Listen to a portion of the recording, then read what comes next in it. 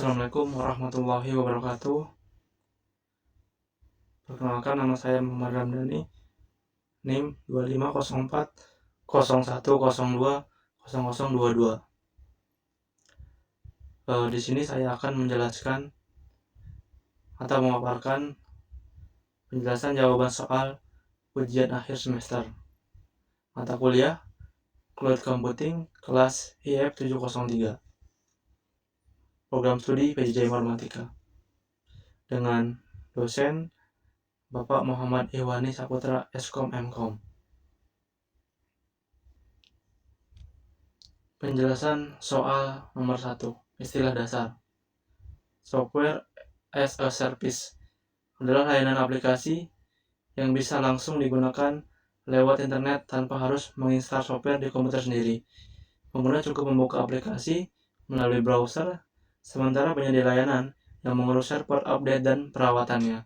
Contohnya itu seperti Google Doc, Google Gmail, yang bisa langsung kita pakai kapan saja.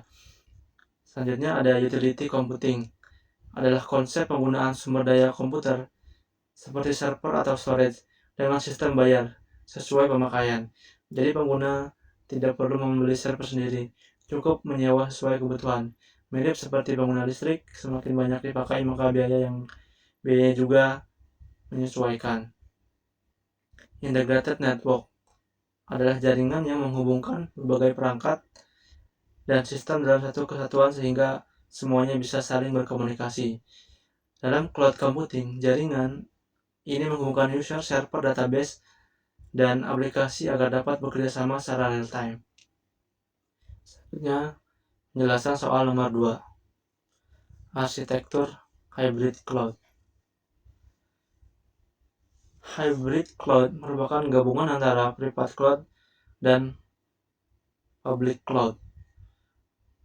Private cloud digunakan untuk menyimpan data penting dan aplikasi internal perusahaan, sedangkan public cloud dimanfaatkan untuk layanan yang membutuhkan skalabilitas tinggi.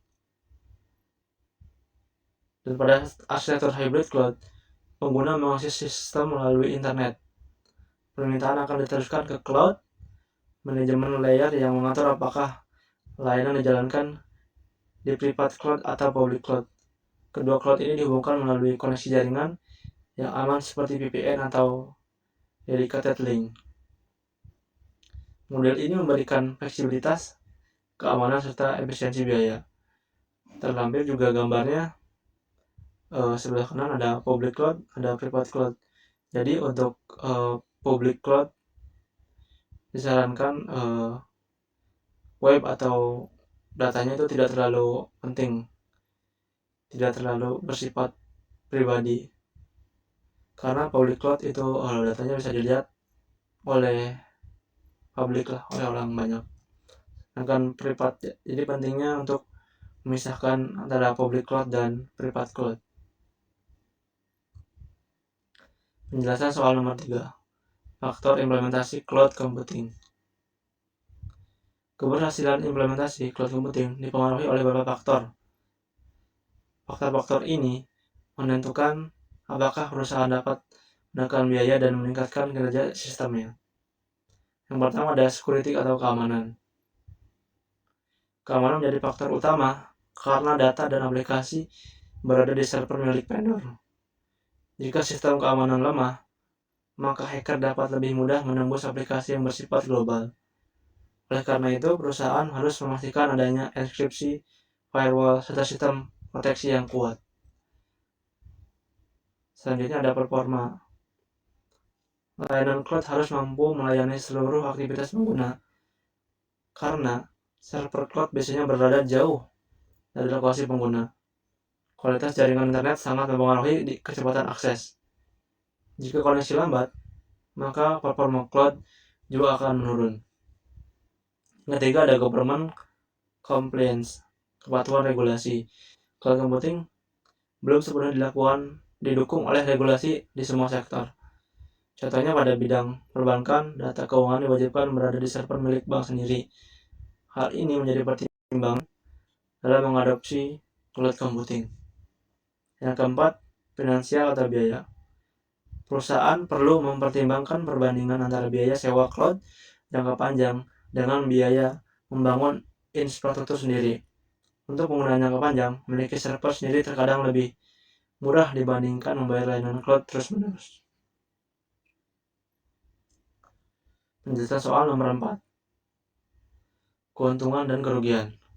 Di sini ada 8 keuntungan virtualisasi dan cloud computing. Yang pertama ada pengurangan biaya investasi hardware.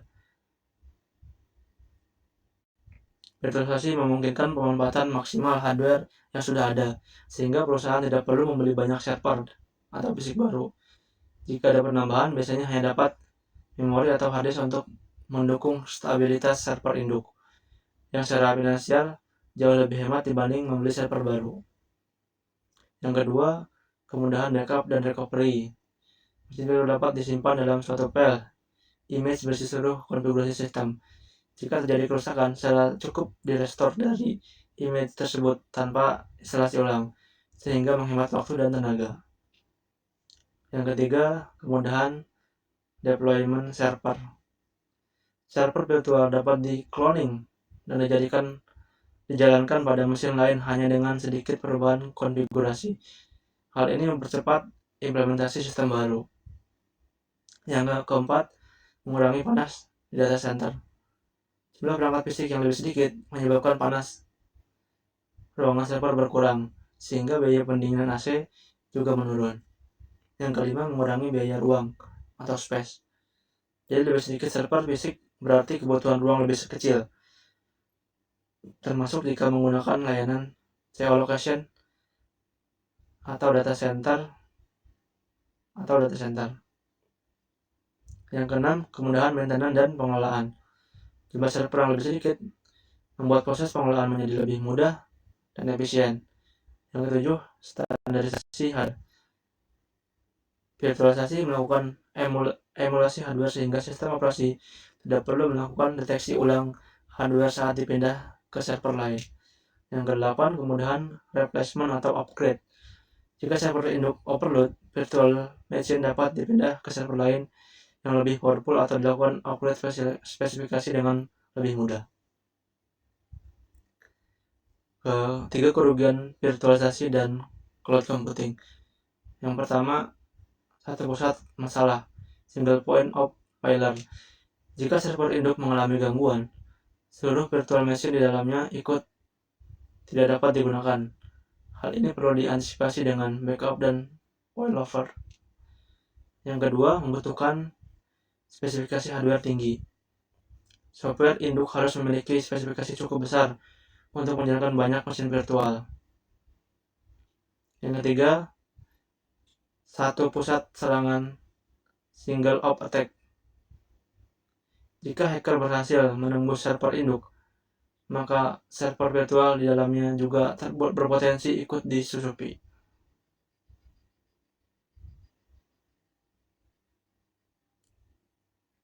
Mungkin ini saja penjelasan yang dapat saya sampaikan.